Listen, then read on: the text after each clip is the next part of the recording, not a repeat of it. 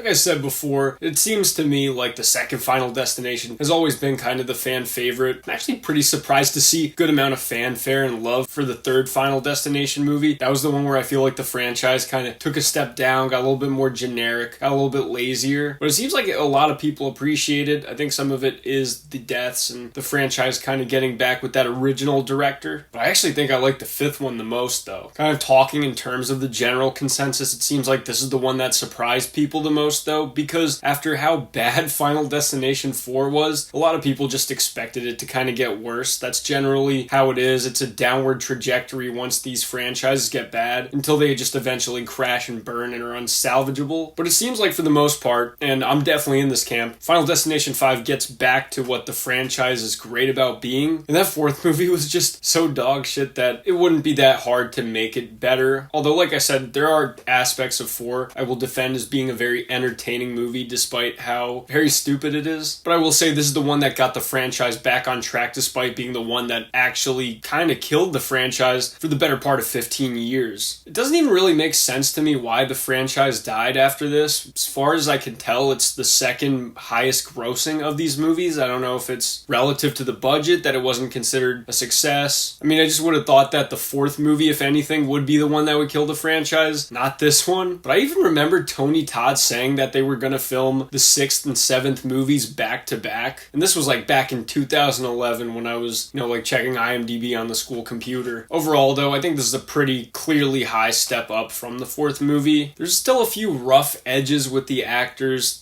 stuff like that, but they are significantly better, I will say. And the thing is, too, even when with some of these characters they are a bit stereotypical or a bit caricaturish like they do in the fourth movie, they have those aspects. And the fifth movie does continue those, where you have people that are pretty much just cannon fodder for death. They're very much characters you're not supposed to meant to really care that much about, and they are a bit one-dimensional, but at the very least, they're entertainingly one-dimensional or stupid. It's especially true with the few comedic actors that they brought into this movie, which are pretty well-known comedic actors. And I think that lends to the darkly comedic nature of this franchise, and just the fact that they have these misfortunes happen in such an insane way. They got the star of Fired Up, one of my favorite comedies of all time. So Nicholas D'Augusto is the lead of this movie, although he doesn't really bring any kind of comedic chops to this movie, which is fine. He's the lead. He's the straight man of this. And I don't think that he's an inherently funny person, it seems like. It kind of just depends on what role he's in. But then obviously you have David Koechner, who's very famous for a lot of comedies like Anchorman. And then PJ Byrne, who's also kind of a comedic character actor. He has a very funny part in Horrible Bosses that I always remember him for. But that's what I mean when I say that they have these comedic actors that kind of lend to that darkly comedic aspect of how death works in this franchise, how misfortunate things are. And they get a lot of really funny moments, even though they are a bit one-dimensional, like I mentioned. But at least, like I said, they brought in these funny actors who,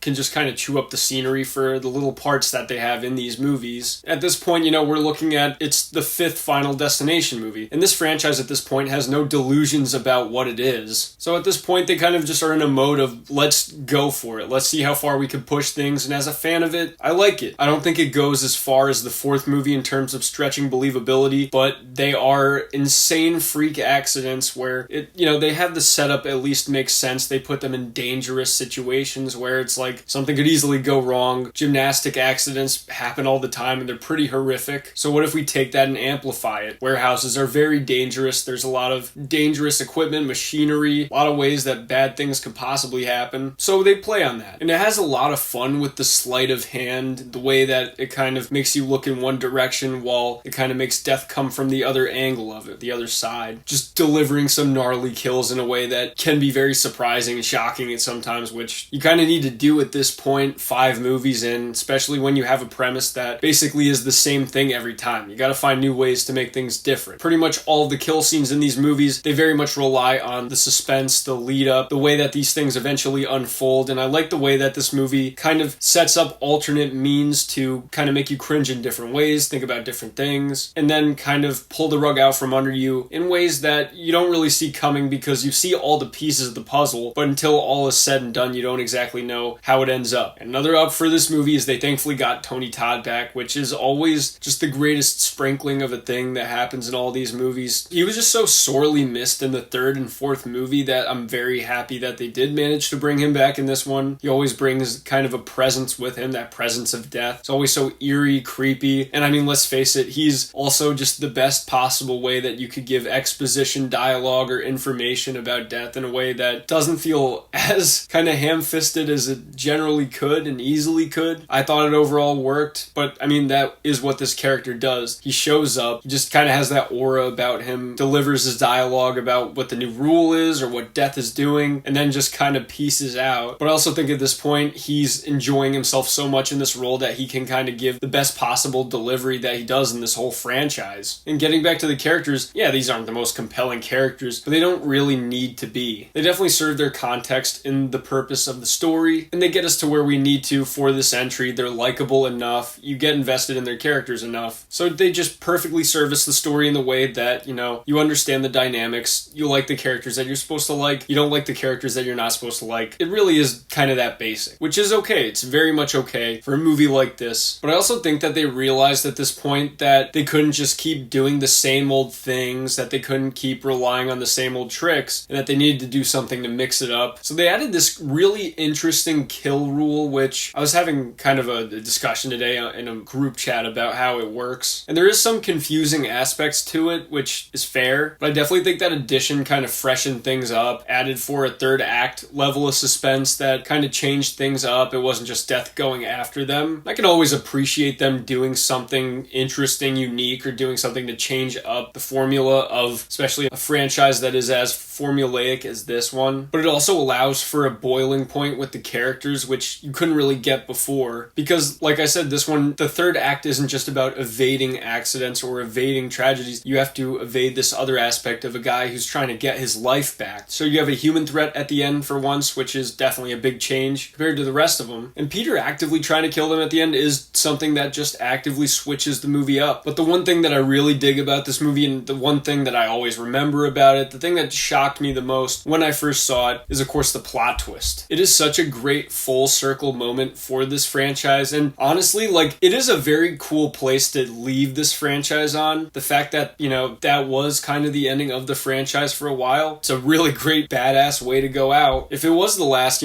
I'd be cool with it, because that's a hell of a note to go out on. Just having it secretly be a prequel to the first movie, playing that sleight of hand like I talked about in terms of not just the suspense surrounding the deaths, but also the ultimate lead up into the fact that Sam gets on that plane with Alex, and that he ends up being in that ultimate tragedy that first movie ends up being. And it's just an awesome way to end it. Very surprising, the fact that they were able to pull it off the whole movie, just mentioning this trip to London and stuff, without, I think, doing it in a way that really leads the audience into thinking what could have been very obvious, honestly. And maybe it's just the fact that it caught me off guard because I was 11 when I first saw it, but it's a great surprise. It doesn't really recontextualize the movie at all. It's not like a plot twist like in The Sixth Sense where the entire movie is different now, but it just makes for an awesome little twist, great little treat to the fans, and it makes it feel like a celebration of the franchise overall. But those are just my thoughts on Final Destination 5, why I think it's the best, why I like it the best. Let me know what you guys think in the comments section. I'm GM Light. Have a good one.